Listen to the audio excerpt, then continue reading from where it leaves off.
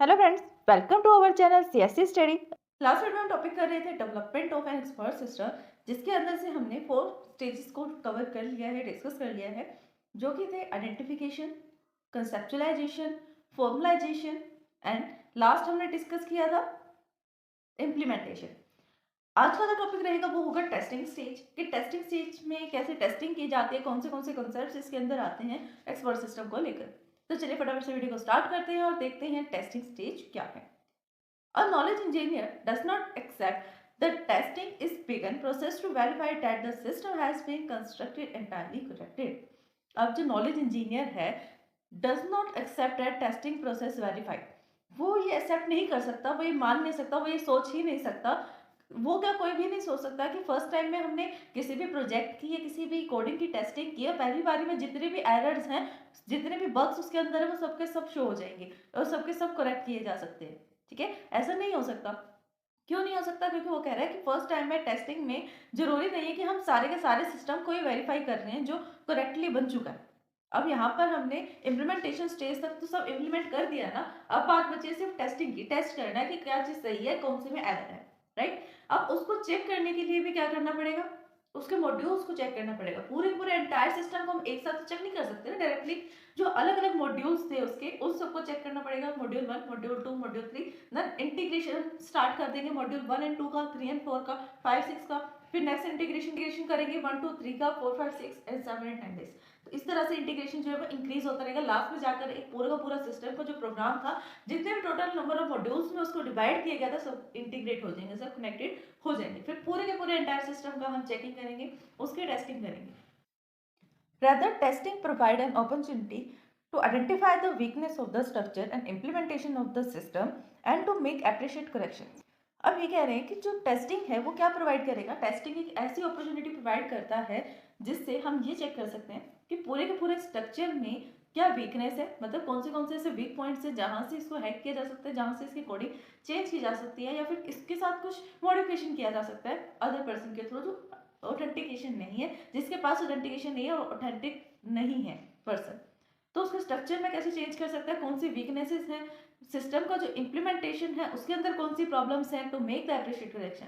और उन सब प्रॉब्लम्स, उन सब बग्स और एरर्स को आइडेंटिफाई करके देन लास्ट में उन सब पर करेक्शंस लगाना, उन सबको करेक्ट करना, ये सब काम किसमें किया जाता है, टेस्टिंग स्टेज में।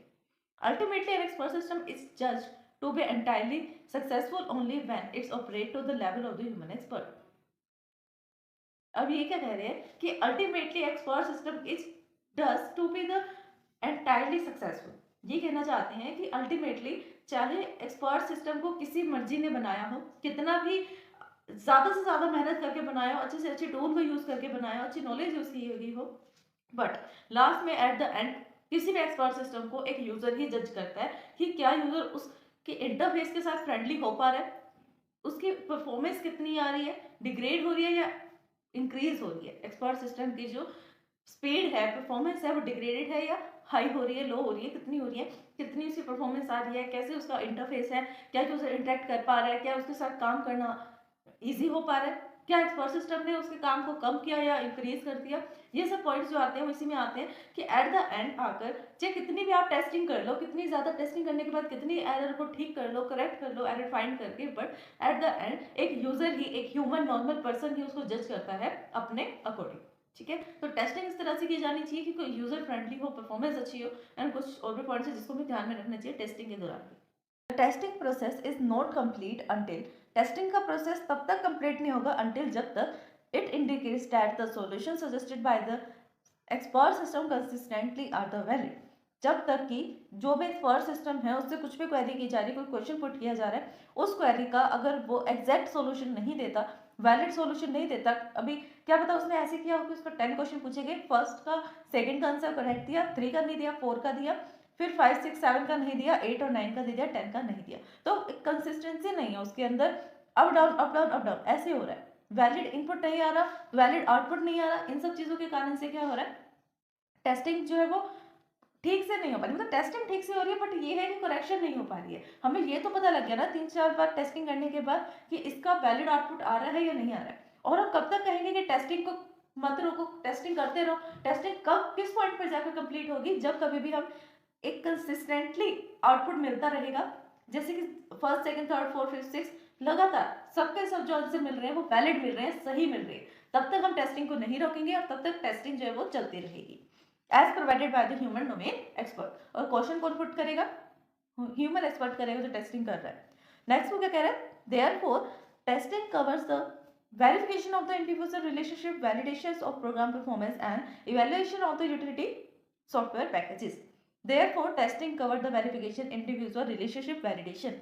ये कहना चाहते हैं कि टेस्टिंग के दौरान ये नहीं है कि एक सिंगल पॉइंट को चेक किया जाता है, बल्कि जितनी बार टेस्ट होगा उतनी बार ही पूरे के पूरे मॉड्यूल को चेक किया जाएगा, जितने भी उसके अंदर सॉफ्टवेयर के पैकेजेस हैं उसकी परफॉर्मेंस कितनी है उसको इवेल्युएट किया जाएगा कुछ पैकेजेस, सॉफ्टवेयर पैकेजेस का यूज करके। मतलब जो टेक्निक्स होगी, जो टूल्स होंगे जिनसे हम पता कर सकते हैं उन्हीं का तो वो यूज करेंगे ना।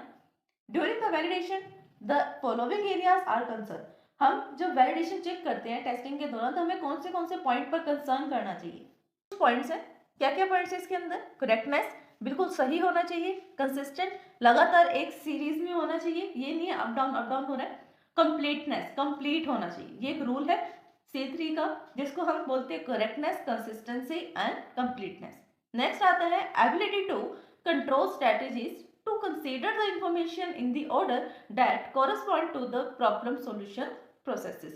क्या कहना चाहते हैं? ये कह रहा है कि जो एबिलिटी होती है किसी भी कंट्रोल स्ट्रक्चर्स की, स्ट्रेटजीज की, उसके अंदर हम ये कंसीडर करते हैं कि जो कोई भी इंफॉर्मेशन आ रही है वो एक ऑर्डर में हो जिससे हमें प्रॉब्लम सॉल्विंग करने में हेल्प मिल सके। नेक्स्ट पॉइंट है appreciateness of the information about how the conclusion to be reached। At class testing के बाद हमें ये पता होना चाहिए कि हम कौन से कंक्लूजन पे पहुंचे, क्या एक्सपर्ट सिस्टम ठीक है या नहीं है। दो ही चीज हो सकती है, अगर एरर है तो वो ठीक नहीं है, अगर एरर नहीं है, करेक्ट है, देन वो ठीक है। दो ही चीजें हो सकती है, दो ही कंडीशंस हैं। About how the conclusion we reached, कहाँ पर कौन से कंक्लूजन पर हम पहुंचे हैं, and why certain information is required and most critical, और क्यों हमें कुछ ना कुछ इन्फॉर्मेशन की जरूरत है जो क्रिटिकल इन्फॉर्मेशन है। नेक्स्ट आता है agreement of the computer program. जैसे कि आपने एग्रीमेंट्स देखे होंगे, हम कुछ सॉफ्टवेयर डाउनलोड करते हैं, है ना, उस सॉफ्टवेयर के साथ कुछ ना कुछ आपको लाइसेंस से रिक्वायर्ड एग्रीमेंट्स आते हैं। जब तक आप उसको यस आई एग्री नहीं करोगे वो नेक्स्ट स्टेज पर नहीं जाएगा, इंस्टॉल नहीं करेगा प्रोग्राम को, तो आपको वो एग्री करना पड़ता है। ऐसे ही एक्सपर्ट सिस्टम के अंदर भी कुछ रूल्स एंड रेगुलेशंस होंगे, लाइसेंस एंड एग्रीमेंट्स होंगे जिसको हमें एग्री करना पड़ेगा उसको यूज करने के लिए, ठीक है। तो agreement of the computer program output will be the domain expert corresponding solution. तभी वो आपको उससे रिलेटेड कॉरेस्पॉन्डिंग सॉल्यूशन देगा जब आप उसको यूज करोगे, और यूज कब करोगे? जब आपके पास वो एग्रीमेंट के लाइसेंस होंगे। तो फ्रेंड्स ये था हमारा आज का टॉपिक। आई होप कि वीडियो आपको अच्छी लगी होगी, समझ में आई होगी, हेल्पफुल लगी होगी। अगर इस वीडियो को समझने में आपको कोई भी डाउट आता है देन आप हमें कमेंट कर सकते हैं। वीडियोस को लाइक, शेयर, सब्सक्राइब करना, कमेंट करना ना भूलें। Thanks for watching my video. अगर आप CSC में ऑल सब्जेक्ट्स में थ्योरेटिकली एंड प्रैक्टिकली परफेक्ट होना चाहते हैं तो हमारे चैनल CSC स्टडी को सब्सक्राइब करें, बेल आइकन को प्रेस करें ताकि सबसे पहले अपडेट आपको मिले। वीडियोस को लाइक, शेयर, सब्सक्राइब करना, कमेंट करना ना भूलें।